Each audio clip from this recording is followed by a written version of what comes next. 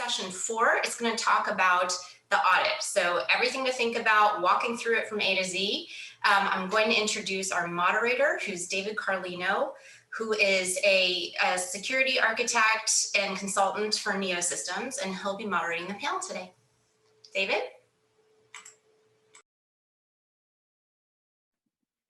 Thank you very much, Elizabeth.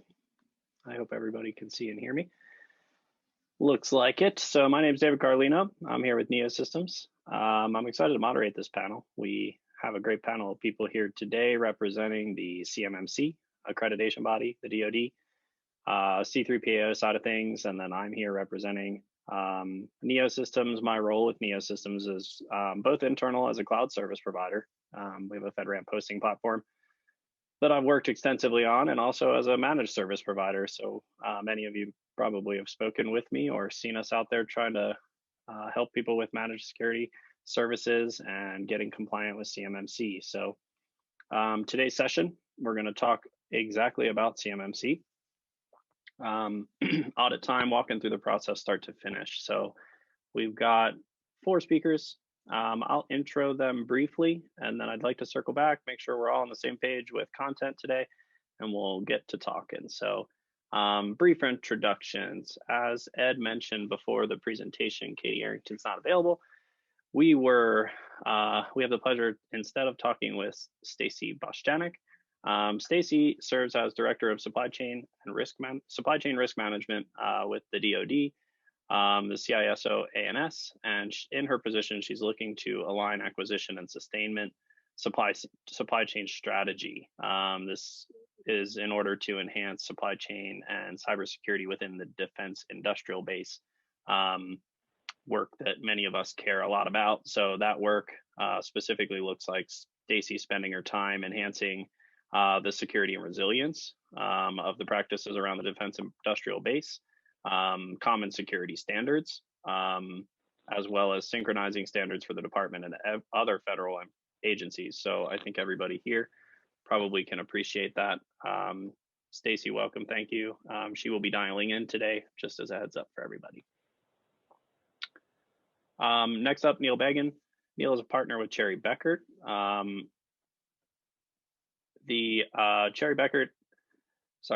Neil is a principal in the Risk Accounting Advisory Services Group of Cherry Beckert. Whew, that's a mouthful there.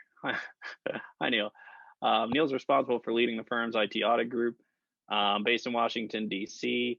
He oversees the co-sourced internal audit projects for business and nonprofit, as well as auditing and consulting projects for the public and private sector. Cherry Beckert is participating in the CMMC AB provisional program as a provisional assessor. So he's bringing quite a bit of information from the audit side of the house.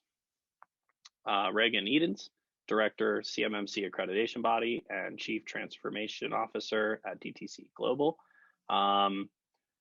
Reagan's Director at CMMC AB, serving as the Chairman of Standards Management and Vice President of Training Committee for the CMMC Accreditation Body. Represents the CMMC AB in the Federal CUI Stakeholders Working Group, leads CMMC Industry Working Group, develop and refine CMMC assessment standards, and is one of 4 CMMC Certified Master Instructors. That's a mouthful. Reagan, welcome.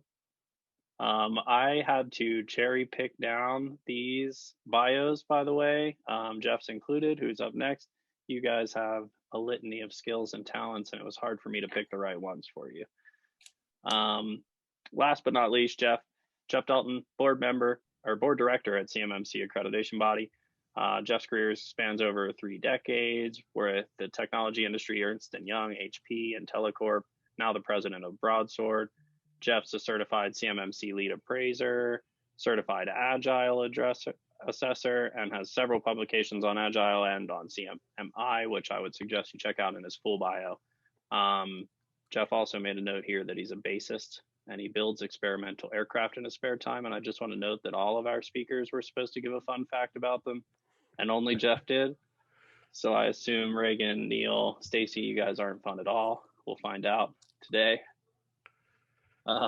Without further ado, I want to get back to the series here. So all of our speakers, this is part of a series that Neo's doing, and we want to help you guys understand what is really a long process and break it down into its component parts. So we're on session 4, audit time.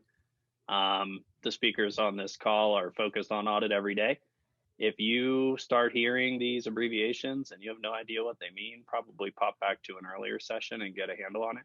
We don't intend to help with how do I spell CUI? We don't intend to help with do I need to do this? We intend this session to be focused on people who have one way or another decided they're going to go through an audit. Probably by this time you've prepared and you believe you're going to pass an audit, which is key. So again, if this feels over your head, do look back in the sessions in the series, try to get a sense of where we're at session 4 here. That being said, I was told Jeff has great details on timeline for provisional audit. And I'd like to pass the microphone to Jeff if you could do a little bit of admin stuff and help us understand what is provisional, what is the provisional program, Sure. and where are we at with that? Sure, and thank you for having me. And I appreciate you announcing I'm the world's only certified CMMC assessor. I'm actually a CMMI appraiser, not a CMMC Sorry. assessor. Sorry. But thank you for that. I was very excited. I saw Neil like go, what? But yeah, that's a lot of, I make that mistake all the time, just a twist of the tongue there. But yeah, so we've, you know, of all the things we've done this year, and there are many, there's one of the really cool accomplishments is that there's 100 provisional assessors just about ready to go. I mean, they've been through the training, they've been through the testing. Neil is one of them, actually. There are C3PAOs getting close to being ready. And when in the next couple of months, we're going to start seeing, you know, assessments started on at least the initial set of contracts from the DoD. Just to clarify a little bit on the language, we have provisional assessors, and you can think of the word provisional as kind of like the first ones. So the ones that are just the first ones out of the gate. We're trying it out. It's really a pilot program. But the assessments they do are not provisional assessments. They are actual assessments. And the C3PAOs are not provisional C3PAOs. They're actual C3PAOs. Now, we all know things are going to evolve and change, and as we learn more in the pilot. But the word provisional is tied to the actual, these 100 assessors. And we are in conversations with our friends at the DoD about maybe making that number larger and how we might do that. As a matter of fact, Reagan, my friend here on the board, is part of that process. So we may end up with, you know, more than 100, but right now we have 100, and I know they're all chomping at the bit to get out there and start doing it. So we're getting close. Yes, we are getting close. I think that was what I expected you to end with. We're getting close. And I think everybody who heard that with bated breath, I think you're getting close and you want to pick an auditor. And I think that's where Neil and the C3PAOs are coming into the picture. So Neil, for the companies who feel like they're getting close and CMMC is getting close and they want to reach out to a C3PAO, what kind of guidance would you be giving them from the start? Are you ready?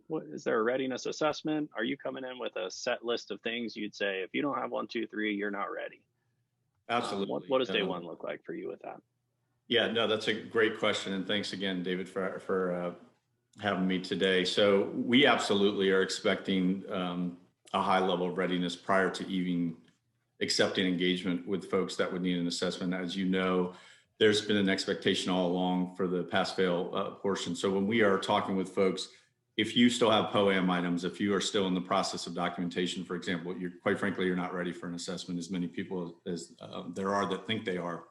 When you start having conversations, we still need to tick and tie a few things and tie up a couple loose ends. That's not going to cut it with CMMC and the DoD and ultimately the AB and what they've put out. I've been very clear about that. So when we are expecting to come in from a pure C3PAO assessment perspective versus a readiness, our expectations are in line with what we try and help companies with when they're preparing. And that is that everything has been confirmed in terms of the level that they are expecting to achieve up front. There's still some confusion there about what is actually needed. The scope, certainly the system boundary, documenting what is and is not in scope. You heard Mike Baker on the last panel talk about the data flow of where the CUI is, where it's coming in from, who has access to it, where it's processed, how it's going out, if at all, and so forth. So really documenting that up front, and then wanting to see kind of confirmation, identification and confirmation of the actual assessment type. And there's a couple different options, as you know, that are available to folks, whether or not they're to be assessed at an entity overall level versus just a specific enclave, or even a hybrid of the two. So having those things really locked down prior to a C3PO like Cherry Becker coming in is really paramount to prepare yourself and make sure to set yourself up for a successful assessment. I think with that POAM comments, I think right away you made a comment about POAM items, and I think that's one of the areas I get the most questions. So I think when we last spoke, there was some, Neil, you had posed some questions to Reagan about, you know, what about POAM items, accepting risk, who does that, how does that work? I've often heard CMMC doesn't accept any POAM items, or CMMC doesn't have any gaps, and I hear that on the street all the time. So I wanted to throw that out there and see what you know, if you've got a gap in FIPS validation, can you make it through your CMMC, or are you going to hit the streets without an accreditation? Yeah, I can start while we're waiting for Reagan to come on. Certainly an authoritative figure in this regard, but our expectation is no POAMs. The question about if there are items that can in fact be remediated, the expectation is that it will be up to the C3PAO to determine whether or not those are considered to be somewhat, you know, in layman's terms, minimal infractions that would not impede the ability to get certified, and therefore allotment would be given to remediate those items within 90 days. They then would obviously need to be reassessed to confirm that remediation did take place prior to a package being submitted, in this case to the AB for certification. So hopefully that's in line with the expectations. Reagan, I know you and I have discussed this previously, so if you wanted to tack on, that would be great. Yeah, you know, this is a challenge. So I would do, you know, when we think about what we have to do before us, it's a tall mountain to climb, and so we need to understand that when we are preparing for certification, we are completing all of these requirements to 100% conforming standard. So as we march through the DFAR 7012 process and preparation for ML level 3, or if you're going to be in ML level 1, as you're working through your POAM after your sort of gap analysis, whether you've done that formally as a CMMC level 3 organization or DFAR 7012 moving towards a certification, or you are a brand new CMMC level 1 organization and seeking certification. The reality is that when you're focused on that gap, on the gap analysis, and you build out that POAM, you're going to need to complete it to be prepared for certification. So just like Neil has pointed out, one of the very first questions is, paramount is, have you completed your POAM? And if the answer is no, then clearly they are not prepared to be certified. If they have, there are other questions that Neil's going to ask, that's going to vet to ensure that whether confident or not, that the organization is really prepared, because there's a lot of pressure in 100% conforming standard. So I think that there are POAMs contained in the model, of course, as if any careful student of the model will know that, but those POAMs are not meant to be identified. Very similar to what DFAR 7012 was doing, which is I do my risk and security assessments, I build my plan of action milestones, and then sort of I spread out my POAM to some enduring date, and then I don't really complete that. So the intention of the DoD is to drive people to completion and conforming with all of the requirements, complete those POAMs, get back to focus on your products and services and doing great things for the DoD. And then if there are changes or configuration changes and that sort of thing, then a POAM as identified in the model is useful to identify, okay, these are the changes that we're making, this is the migration, and this is when we're scheduled to be back on track. So I hope that brings clarity. Even the C3PAOs are going to get to experience this, Reagan, because they have to go through their own level 3 assessment with no POAMs, right? Yeah, that's right. So that's they're exactly going to, the C3PAOs are going to get a taste of this first, of what it's really like. And And so they'll, I know they know already, but they'll really know when someone from DIPCAC comes in and does it because they're outside their company. So that's something every C3PO has to go through before they can even do their own assessment. So they'll know what it's like from both sides of the coin. Yes, they will. They will. They will. And and that's good though, because you need to have empathy, right? And to understand that, listen, 100% conforming standards is no joke. It is a serious challenge. Oh, that's and a good I think word. that one of the as the DoD is struggling with and I'm sorry, as the DoD works through the reciprocity and folks out there I was going to say, we're not currently struggling. I know that, but the FedRAMP folks out there are waiting for reciprocity, right? And they have POAMs. Those are accepted underneath that current program. So with Stacy and the team is working through, how are they going to balance this out, and what's the credit that's going to be given, and once they decide on that policy, then we'll map the reciprocity over, and then the POAMs will be accepted underneath that strict interpretation of the guidance. Yeah, so we are working on that. We've gotten the reciprocity for the DIBCAC assessment land plat. It's in for signature with OUSDA&S, and the FedRAMP one we're in process. We're working it. Good. Not struggling. Sorry, that's a... No, working hard, not struggling. Yeah. Working hard, not struggling. Yeah. It's been a long day for me. Well, I will say, I think the defense industrial base is definitely struggling. All of my customers seem to be struggling. This is definitely a big bear for us to understand and wrap our arms around. So I appreciate you guys giving us information like this. I think I'm confused about how they can be struggling, because this is something that's been in place since 2017. The only change between CMMC and the original 7012 cost is a 20 extra requirements. So it shouldn't be a huge uplift, because everybody's already been attesting to the fact that they are compliant. I think the challenges come with something like passing a third-party audit versus self-attestation. And I think the change in POAM items, for instance, is a control that, as I read the control saying, have a plan of action to remediate risks. And that's in my 800-171 control set. That sounds to me a lot like FedRAMP and having a POAM, and that POAM is acceptable.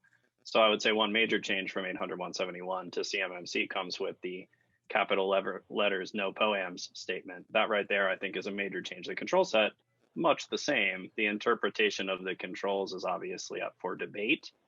When it was up for debate, internally, many companies decided, okay, I'm comfortable with my level of risk, and I've submitted, and I have a SSP, and I'm compliant. And I think now everybody is starting to say, okay, well, I want to be compliant. I want to build a system that's compliant. I'm trying my best, but getting a feel for what is compliance and are POAMs allowed, and FIPS validation, I think, is the most common one I get.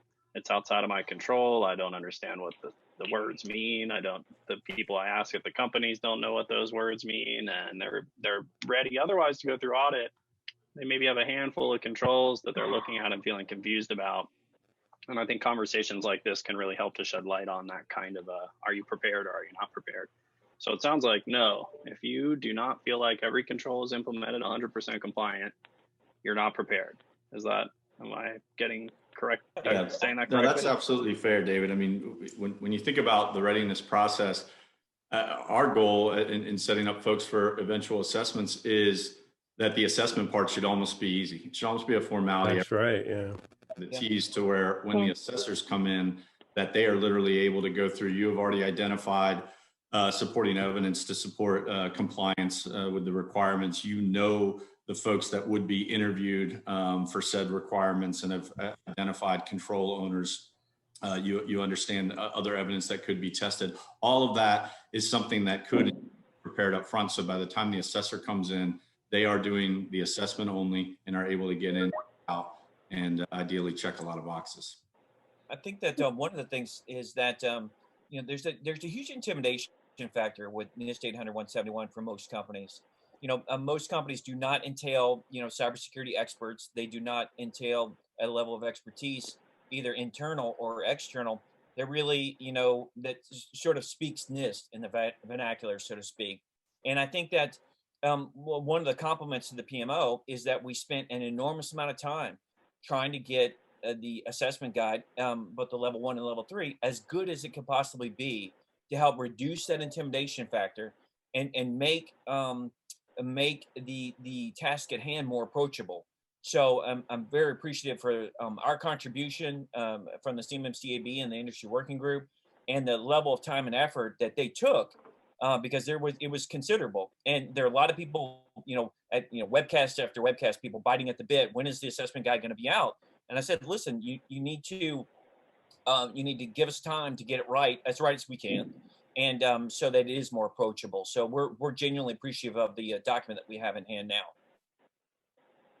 I would also point at the CMMC appendices documents as giving great context and character to the control language, giving examples and guidance. I think I point many of my customers to it and use that fairly religiously myself. So I think one of in that sense, we struggle a lot with boundary when I'm working with customers. What is the boundary? Where is the data flow? I'm not surprised to hear those words have come up very early in this conversation. I think all of us are helping customers or looking at assessments as, what am I assessing here? The authorization boundary, what am I assessing here? So we, in our lead up to this conversation, talked about passing CMMC level 3 because you think you'd like to bid on contracts or get in the business. You're brand new. So it's been around, 800-171 has been around for years, but you're a new company and you're thinking, I want to become CMMC level 3 compliant. Is it fair to say that what you're looking for as an auditor is not a corporate system, but a subset of a corporate system that has a boundary to it, where you're saying doesn't change, it's there for contracts, it's there for a purpose? Do you distinguish, and this is really an open question, do you distinguish between a corporate system that's the entire body of the corporate system, or does it have to be a subset, a dedicated information system with an authorization boundary? Well, I'll take a first shot at that. Then Neil can look at it from an assessor's perspective. I think that I get this question quite often. I've got a large enterprise, and what should I do? Should I go for the gold and do an enterprise level assessment, or should I break that down to its smallest components? And I think that that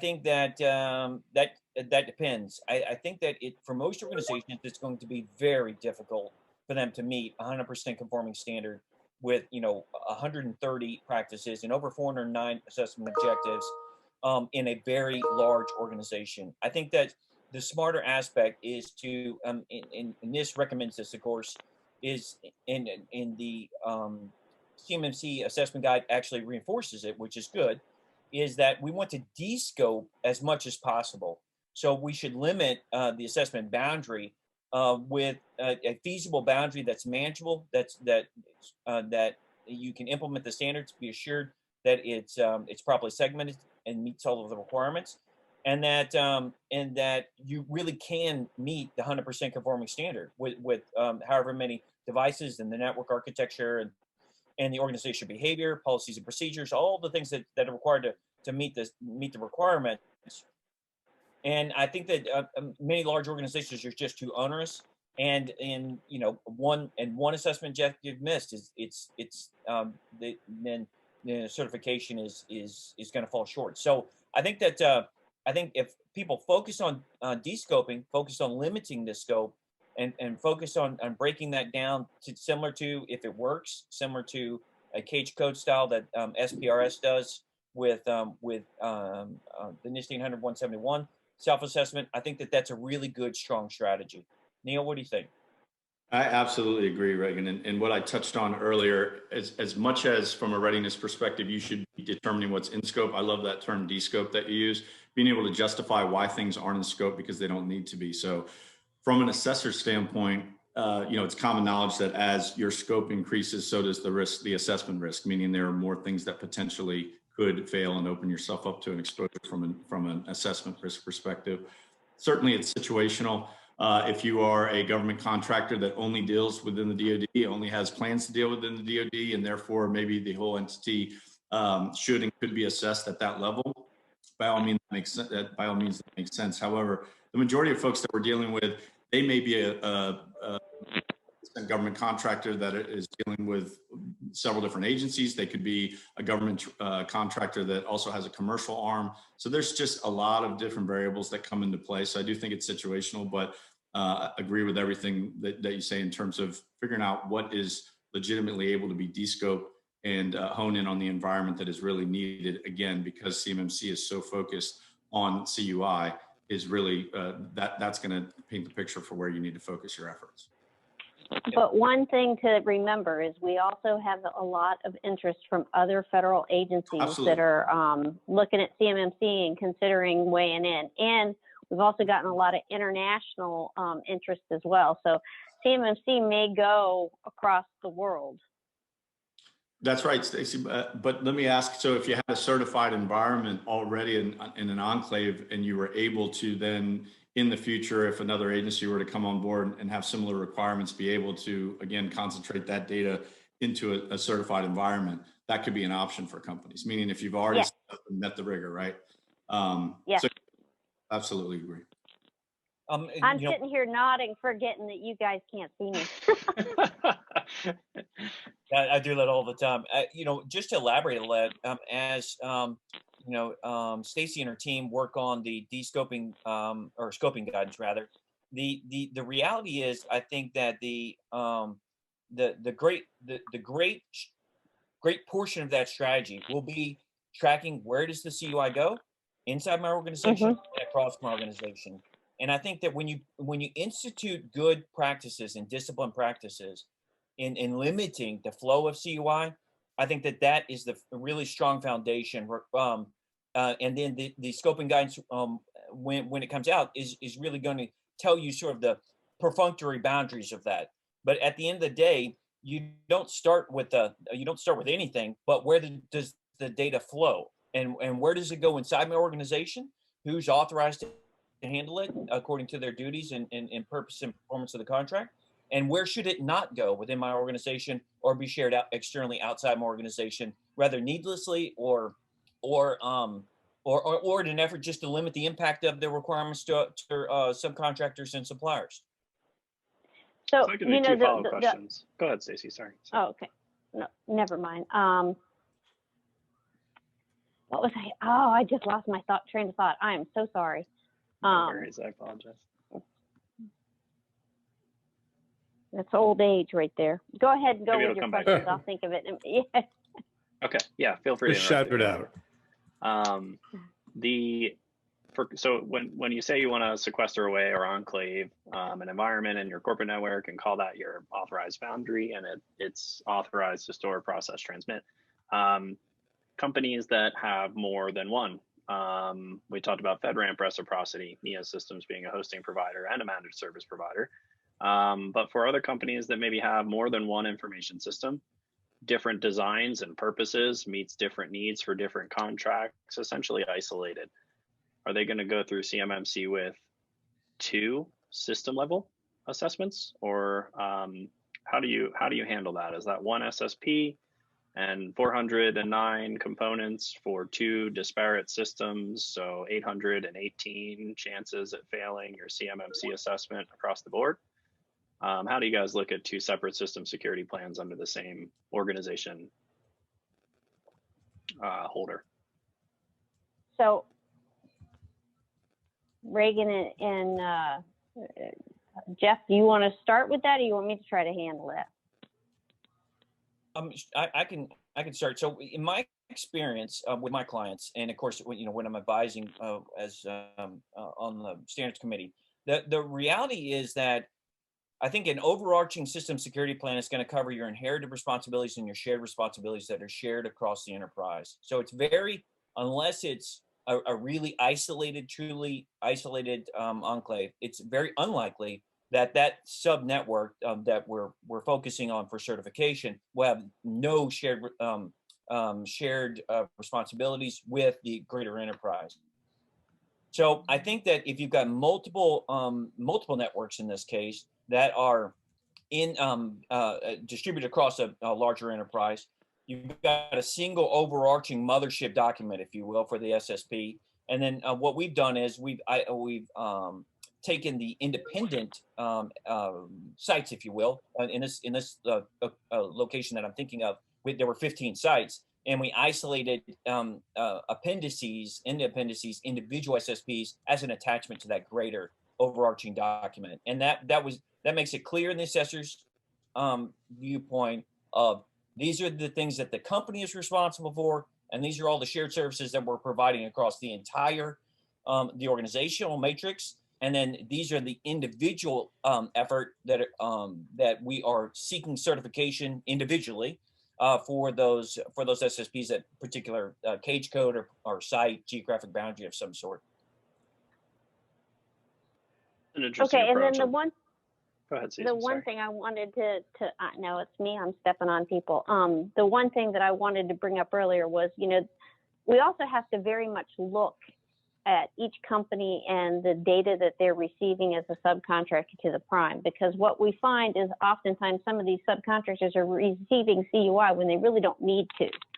And so, there's a lot of angst over being CMMC level 3, but we only anticipate 20% of DIB contractors having to meet the CMMC level 3, because if your prime is thoughtful about the data that they pass down their supply chain and they deaggregate it from the CUI, then what you receive may not be considered CUI, and you would only ever have to be a CMMC level 1.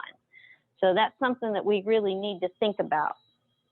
No, absolutely. Great point, Stacy. And one that I was mentioning earlier that should be documented and confirmed during the readiness assessment process is the actual level that you're looking to achieve in qualifying and justifying why that is.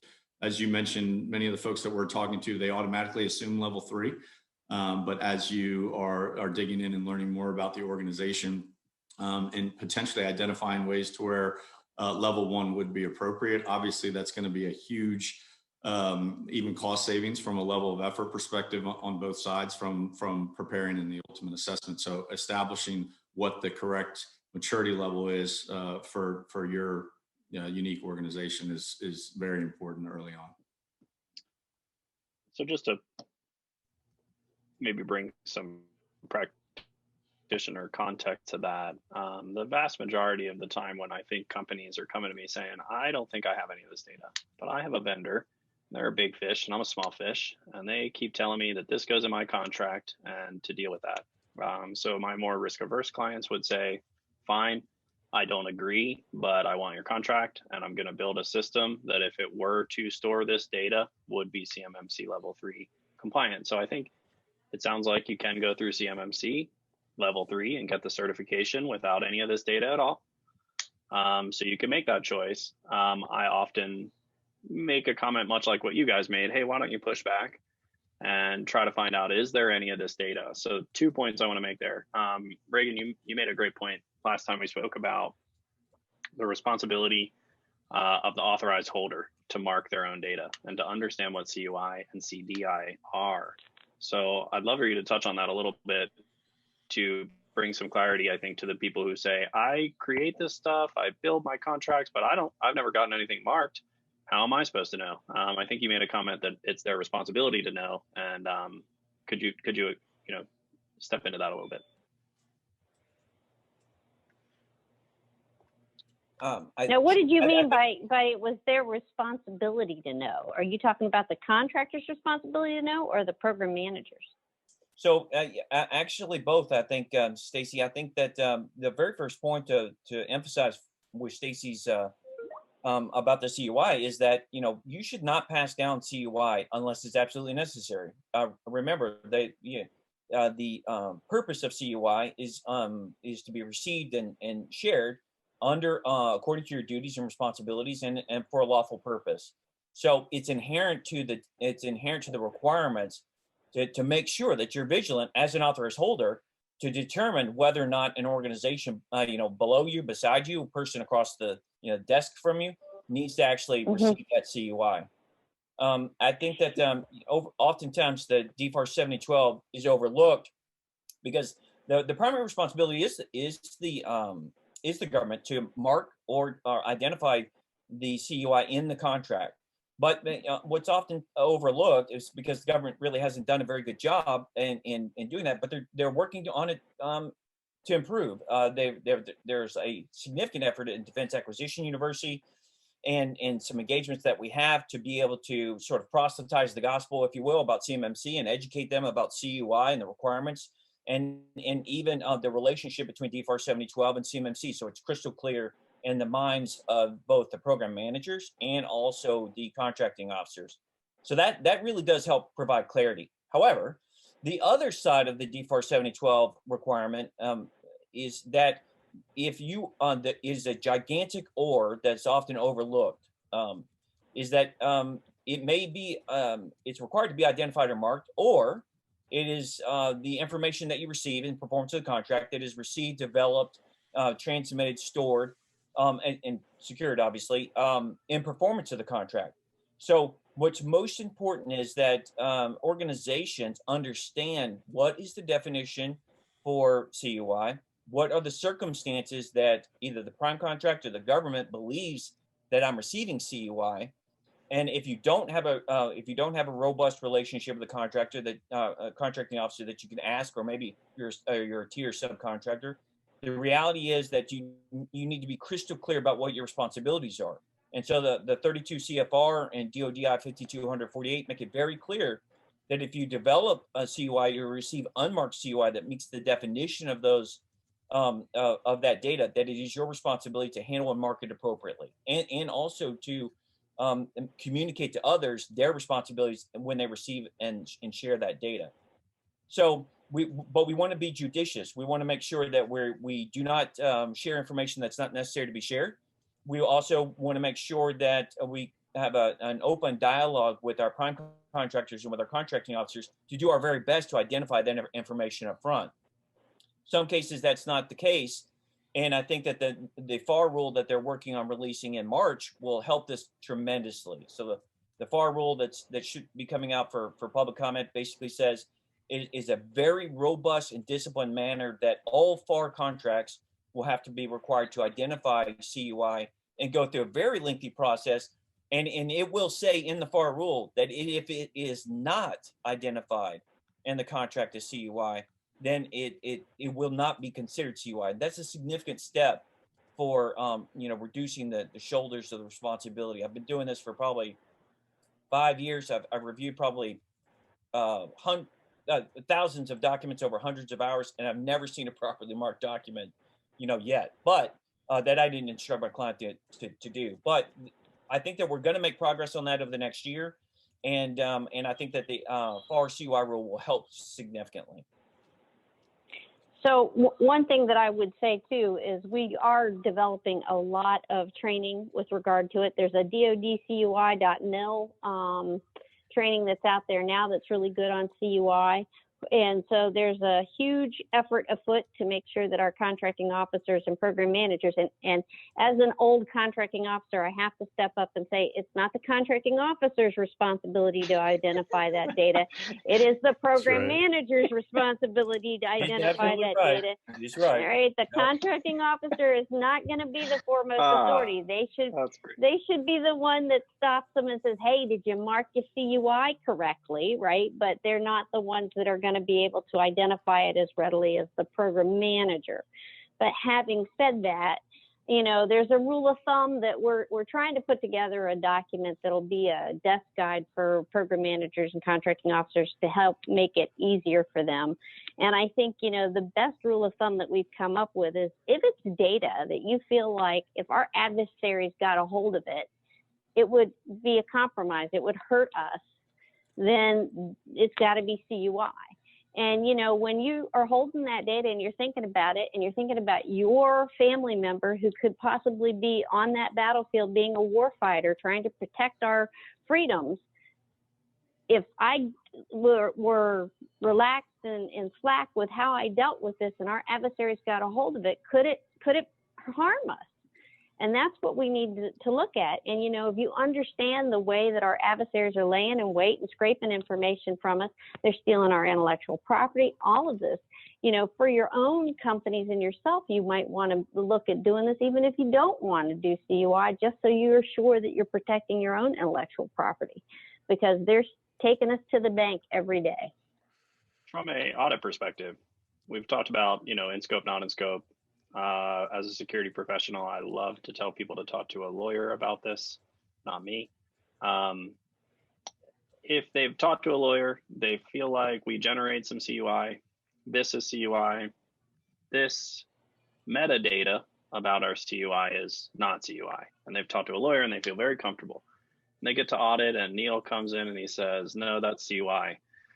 Is it the auditor's job to the C3PO? Are they in a seat where they define and help define CUI?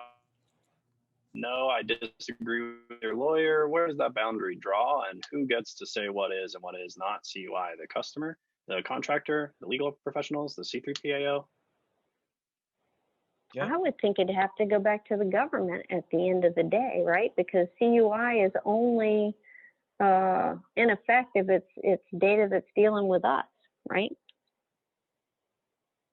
Is there a dispute mechanism built into CMMC? If somebody says, hey, that video surveillance camera over there, I don't like that it points at the front door and I want that in scope. And you've got an auditor arguing that and you've got a company saying, I don't agree and our lawyers don't agree. How do you, where does that go? The CMMC AB or? So as it stands today, the C3PAO would be the first line for dispute resolution.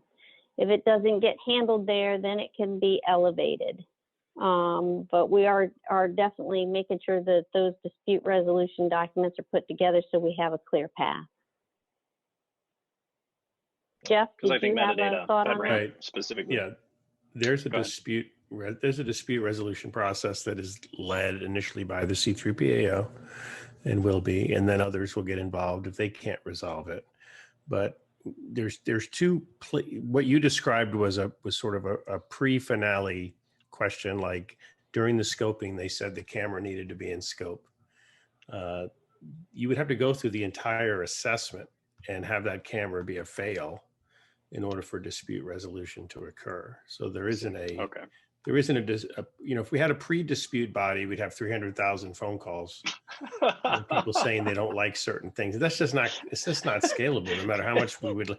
And I've heard it a lot. People have said, if we have a question during the assessment, can we call the AB and ask them? I said, well, you can try, but our phone banks don't have that many lines. And so it would really have to be a dispute. Like you can't be level 3, sorry, without that camera. In that case, it would go through the dispute resolution process. So you probably want to work that with your C3PAO ahead of time before you ever get into it really, one of the reasons we put so much time and energy into, and I think Neil alluded to this earlier, we put so much time and energy into the planning and pre-work part. And we said, this is actually bigger and more complex than the assessment probably, so that we wouldn't have those kind of questions when the assessor walks in the door. That would all be understood beforehand, hopefully. So that's the reason that we designed the process. In session 1 and session 2. Phase 1, yeah, you call it. Yeah, and Jeff, correct me if I'm wrong. I think it's pretty clear cut that scope has to be agreed on prior to the assessment commencement. Yeah, we in our training, we talked about that being signed off by all relevant stakeholders in advance of the assessment, right? So that if the dispute does occur, we have the signed documentation that says everybody agreed to it.